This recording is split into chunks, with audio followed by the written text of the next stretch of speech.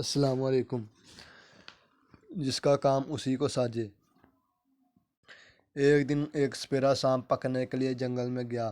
صبح سے دوپہر تک سانپ کی تلاش میں وہ جنگل میں بھٹکتا رہا، لیکن اسے ایک بھی سانپ نظر نہیں آیا۔ دیر تک بھٹکنے کی وجہ سے وہ تھک کر چور ہو چکا تھا۔ بھوک اور پیاس بھی زور کی لگ گئی۔ پاس ہی ایک سایہ دار پیڑ تھا۔ کھانا اور آرام کرنے کے لیے وہ پیڑ کے نیچے آ گیا۔ اس کے پاس ایک مٹی کی ہنڈی تھی، جس میں اس نے دوپہر کے کھانے کے لیے دہی اور روٹی محفوظ کر رکھی تھی۔ سپیرے نے ہنڈی کے منہ پر بندھا انگوچھا کھولا اور دہی روٹی نکال کر بڑے مزے سے کھانے لگا۔ پیٹ بھرتے ہی اس کی جان میں جان آ گئی اور اعصاب پر کھانے کا سرور چھانے لگا۔ چنانچہ ہنڈیا ایک طرف رکھ کر وہ سستانے کے لیے لیٹ گیا۔ ابھی اسے لیٹے ہوئے زیادہ وقت نہیں ہوا تھا کہ سانپ کی پھنکار سن کر وہ پھرتی سے اٹھ بیٹھا اور اس کی نگاہیں چاروں طرف تیزی سے سانپ کی تلاش کرنے لگیں۔ پھر پاس کی جھاڑی میں ایک سانپ کو دیکھ کر اس کی خوشی کی انتہا نہ رہی۔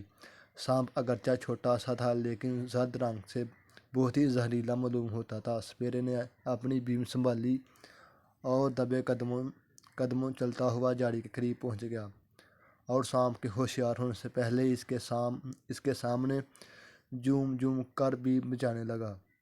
سپیرے کو جھومتا دیکھ کر سانپ بھی جھومنے لگا، اس پر مدہوشی مچلانے لگی اور یہاں تک کہ وہ ایک دم مست ہو گیا۔ اس کو مدہوش دیکھ کر سپیرے کا چہرہ خوشی سے کھل گیا۔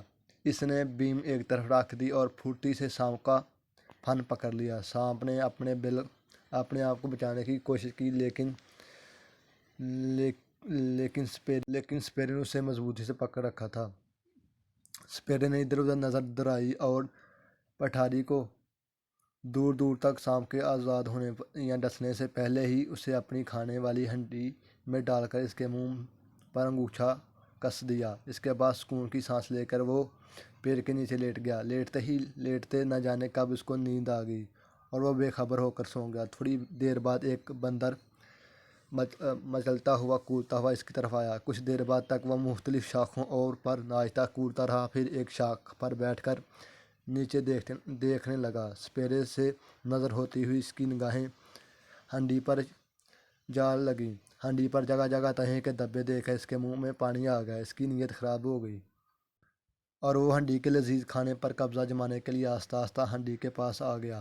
سپیرا گہری نیند سو رہا تھا۔ بندر موقع کا فائدہ اٹھا کر ہنڈی لے کر ایک ہی چھلانگ میں درخت پر پہنچ گیا۔ ہنڈی سے دہی کی خوشبو ابھی تک آ رہی تھی۔ یہ سوچ کر آج اس نے بہت ہی اچھی چیز پر ہاتھ مارا ہے۔ بندر خوشی سے پھولا نہیں سکا۔ وہ کھانے کے لیے اتنا بے تاب ہوا کہ ایک ہی جھٹکے میں ہنڈی کے منہ پر بندھا انگوچھا کھول ڈالا۔ سانپ بہت ہی غصے میں تھا۔ انگوچھا کھولتے ہی اس نے اپنا پھن تیزی سے باہر نکالا اور بندر کو ڈس لیا۔ دیکھتے ہی دیکھتے اس کا زہر بندر کے تمام جسم میں پھیل گیا۔ اس کے ہاتھوں کی گرفت ڈھیلی پڑ گئی۔ وہ مردہ ہو کر ماں ہنڈی کے بے خبر سوئے ہوئے سپیرے کے اوپر آ گرا۔ اس آفت ناگہانی سے سپیرے کی نیند ہوا ہو گئی۔ کچھ دیر تک اس کی حیرت سے پھیلی ہوئی آنکھیں مردہ بندر اور مٹی کی ہنڈی کے بکھرے ہوئے ٹکڑوں کو دیکھتی رہیں۔ پھر اس نے اوپر دیکھا، جہاں اس کا انگوچھا ابھی تک ایک شاخ سے الجھا لٹک رہا تھا۔ سانپ کا دور دور تک پتہ نہیں تھا۔ سپیرا پوری بات سمجھ گیا۔ اس نے ایک بار پھر مردہ بندر کی طرف دیکھا اور بے ساختہ اس کے منہ سے نکل گیا، جس کا کام اسی کو ساجے۔